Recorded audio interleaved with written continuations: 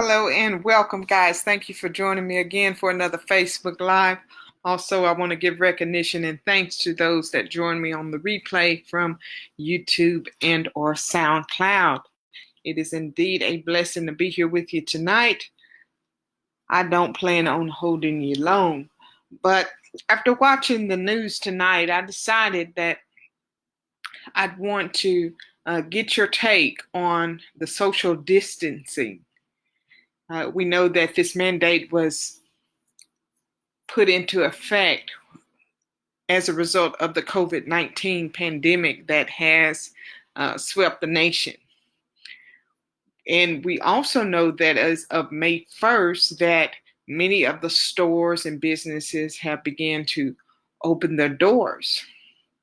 And right here in Texoma, they're saying that as a result of the stores reopening, that the cases of COVID-19 or the people being affected or impacted by COVID-19 is now increasing in numbers at a significant rate. So in my mind, I'm thinking, is social distancing going to be a part of our new norm? And how at risk are we for continuing to be exposed to this virus by going back out into society as we know it? That means going to the shopping malls, going to the stores, eating out, life like we knew it. I know that I went to the store this morning and I didn't wear a mask or anything like that. I didn't plan on being out long, but there were only a few people in the store as well. But I did notice people wiping down the shopping carts and taking extra precautions as they entered the store or leaving the or left the store. Now, I personally, if you know me, you know that always when you see me out, I have something wrapped around my neck, like a lanyard of some sort, with a bottle of sanitizer. Now, this is something that I have always practiced. This is nothing new for me. Even when I would go to work or you just see me out somewhere, that is just something that I always kept with me, whether it was attached to my little handbag or wearing it around my neck, attached to my keys. So hygiene has always been a priority for me. So I haven't necessarily practiced anything new other than what I've already have always kept in place. But I'm curious to know how you feel going forward with the stores and everything reopening, especially to the ones that are not putting precautions into place. Now, many of the stores, I know they're requiring their workers to wear masks, but even with wearing masks, I never thought that mask was our real issue anyway. One thing that I've always been aware of and noticed when I go places and out in public is that people just don't wash their hands. Some people just do not wash their hands, and it's just simple as that. So, hygiene, first and foremost, is it that we don't know it? Do we not know what proper hygiene is? Is it that we just don't take the time to practice it? And is hygiene enough to offset the exposure to COVID-19? So if you're joining me tonight, please go ahead and like and share this video. And if you have a comment or a thought about what you think we should do moving forward, where do you think the real issue is? Please leave it in the comment section. I'd love to hear what your thoughts are. Now, when we think about social distancing, if we're in a room together, it doesn't matter if we're sitting side by side or across the table from one another. Are we not still breathing the same air? Does the air still not circulate? So I don't know. And then when you look at wearing the masks, the barriers, that's good for some, but what about those whose respiratory is already compromised? And maybe that mask cause them to feel some kind of suffocation or anxiety that they can't really stand to breathe in it. I know that when I travel, wearing masks is something that I do automatically because I'm traveling and I'm going into a different place. And you don't know what your immune system is able to come in contact with and fight off or not. So I know that when I travel, wearing a mask is something that I do, but it's still bothersome right up around here. It feels kind of funny when you wear those.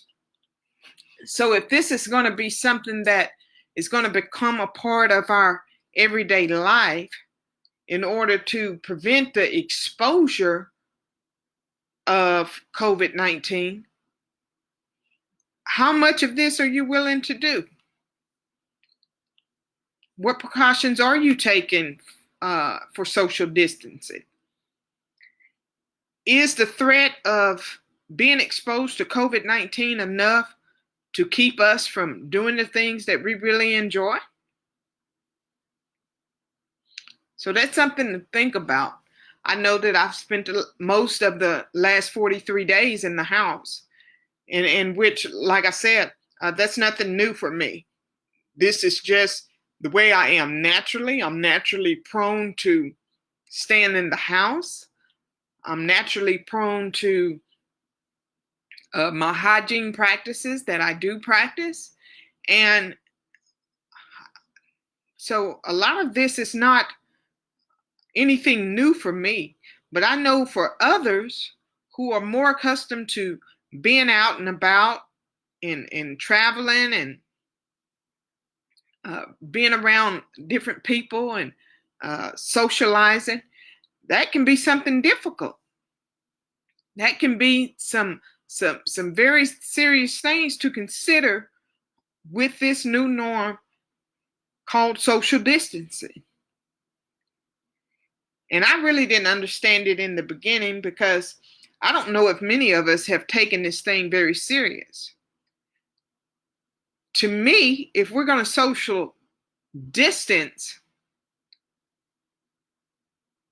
does that mean we need to occupy the same space, or does that mean we need to find our space in our own shelter and maybe just socialize kind of like you and I are tonight through electronic or media? And how does that put us at risk for those that are more active and then they come in and occupy our space? So how do you put regulation on that? How do you control that? Because I'm in the house, but my kids are in and out, and then there's my family in and out. And the only thing I require them to do when they come to my house is wash their hands.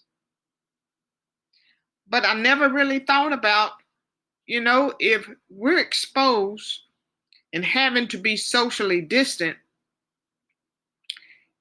is it the touching that we're trying to offset? Or is it breathing the same air? There's so much about this COVID-19, this social distancing stuff, I really don't understand. I don't know if the people that are giving us information in our governments and in our leaders of our country, in our cities and our towns, I don't know that they really understand. So I'm just curious to know, is social distancing our new norm? Does that mean we don't go to the shopping malls? Does that mean we don't go and gather in a classroom? What does this mean? Because I'm confused. Because in my classroom, my children they come in and they're instructed to wash their hands. They're not instructed to put on a mask. So is it the things that we touch that's keeping us at risk? Or is it the things that we breathe? And I said that to say this. If all the department stores are doing is requiring their employees to wear masks, what about the things that they're touching? And then we go right behind them and touch it. And we know that everybody don't wash their hands.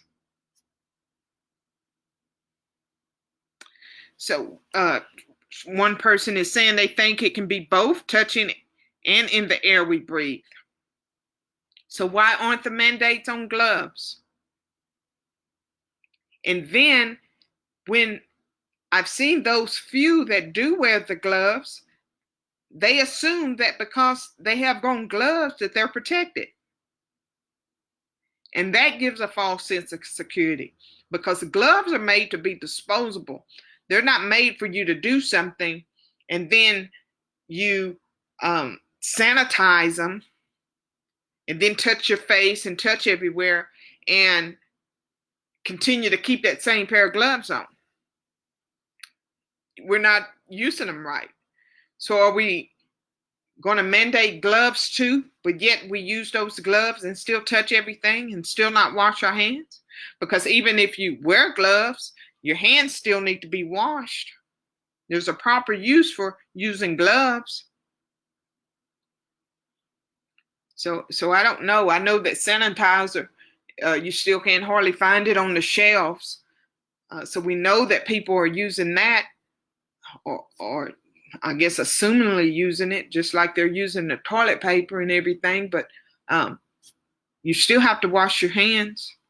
And then when you wash your hands and then you're touching stuff, that exposure is still there. So I don't know, guys. I wonder if we're fighting a losing battle out here. I wonder if we just have to take the best precaution that we can and do only the things that are necessary until we are given answers. And I'm sorry not to downrate anybody. I just don't trust the information that we're given. I really don't. I'm leery because I don't believe that enough facts have been known. And I believe that we keep trying to point the finger at a particular country or try to blame. But when people's lives are at risk and at danger, who cares who's to blame? I'm just wanting some answers at this point. How do we move forward? And what does social distancing look like? When we come together, when we finally come together and interact with one another, what does it look like? Does it look like the mask and the gloves? Does it look like 6 feet away from each other or across the table from each other? What does it look like? Because I tell you what, there is nothing being said right now that is satisfying me. It just does not, when you think about it, give me the answers that I need. Social distancing, yeah, I'm fine with that. I've been socially isolated all my life. I'm comfortable with those that I'm comfortable around. And I'm not all lovey-dovey and all that good stuff. But at the same time, there's got to be something more to it than what we're being told. And we're not getting answers because I really don't believe that they have the answers for us, guys. I think it's just a hit and miss, and we just have to be wise to just try to figure this thing out. We know that 2020 has been hitting us ever since it came in, and it hadn't lit up on us yet. And I don't know that it is anytime soon.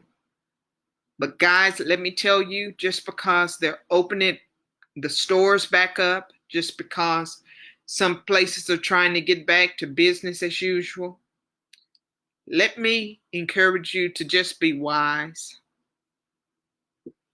If you survive 40 days without it, you probably don't need it. They're opening it up so they can get your money, keep the economy stimulated. But I know that if you want answers, real answers, you're going to have to be a little more disciplined and a little more patient. So only go out and do the things that are necessary, the essential things. And please, when you do, take all the precautions that you feel necessary. We need you. You're important to us. And until we get answers, guys, I'd rather you just stay safe and take those necessary precautions. All right, guys, I appreciate you joining me tonight. And tonight, for you to get your name in the Mother's Day giveaway, I want you to tell me in the comments, what is the ideal Mother's Day gift for you? What is the ideal Mother's Day gift for you? Leave it in the comment, and that will get your name in the drawing tonight for our Mother's Day giveaway. We have one more opportunity on tomorrow night to get your name in the drawing. And I hope by tomorrow night I will have the basket wrapped and ready for display to show you pictures of the beautiful gifts that we have for you in this Mother's Day giveaway. And as always, I may surprise you. You never know. Nevertheless, guys, I hope that you have a good night and God bless you.